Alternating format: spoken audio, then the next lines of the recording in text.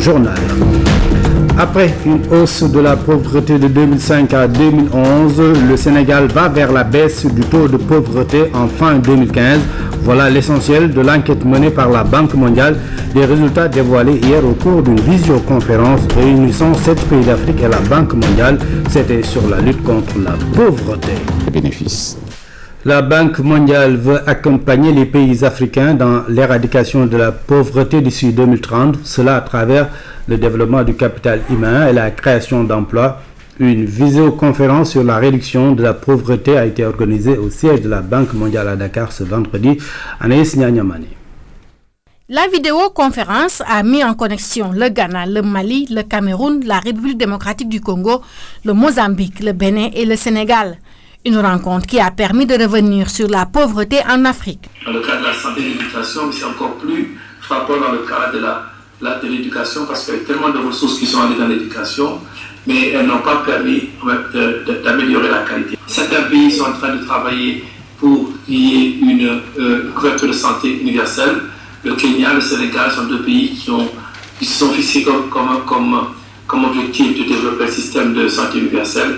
Ces éléments de pratique devront permettre d'aider au développement des aspects non monétaires de la pauvreté qui sont essentiels. Les statistiques montrent que le taux de pauvreté au Sénégal est passé de 34% en 2005 à 36% en 2011, taux qui sera revu à la baisse fin 2015. La mise en œuvre de certaines politiques pro-pauvres que nous avons connues ces dernières années, avec les bourses de sécurité sociale, la couverture maladie universelle, et tout ce qui se passe en termes de croissance économique et croissance porteur, surtout auprès des populations pauvres, nous pouvons dire que l'extrême pauvreté pourrait être réduite de manière significative en fin 2015. On l'a dit aussi dans le plan Sénégal émergent. Pour lutter contre la pauvreté, il est beaucoup plus simple d'aller vers l'agriculture où nous avons plus de 60% de la population active. L'accélération des programmes de santé, d'éducation et d'agriculture devrait permettre à l'Afrique d'éradiquer la pauvreté et d'atteindre les objectifs du millénaire pour le développement.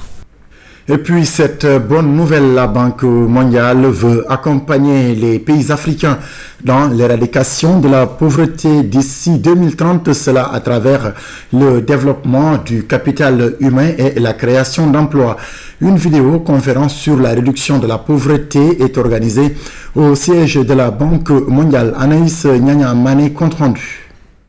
La vidéoconférence a mis en connexion le Ghana, le Mali, le Cameroun, la République démocratique du Congo, le Mozambique, le Bénin et le Sénégal.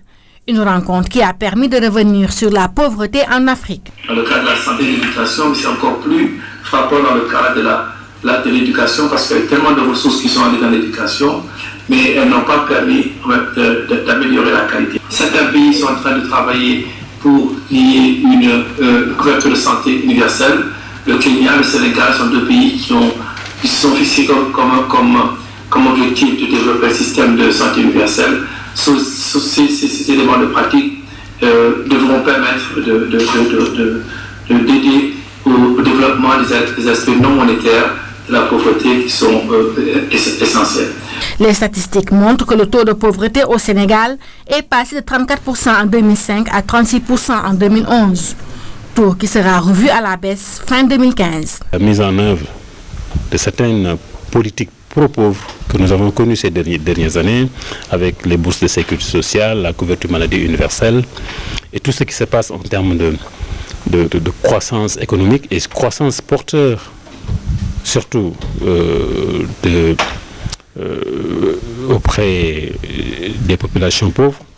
Nous pouvons dire que l'extrême pauvreté pourrait être réduite de manière significative en fin 2015. On l'a dit aussi dans le plan Sénégal émergent. Pour lutter contre la pauvreté, il est beaucoup plus simple d'aller vers l'agriculture où nous avons plus de 60% de la population active. L'accélération des programmes de santé, d'éducation et d'agriculture devrait permettre à l'Afrique d'éradiquer la pauvreté et d'atteindre les objectifs du millénaire pour le développement.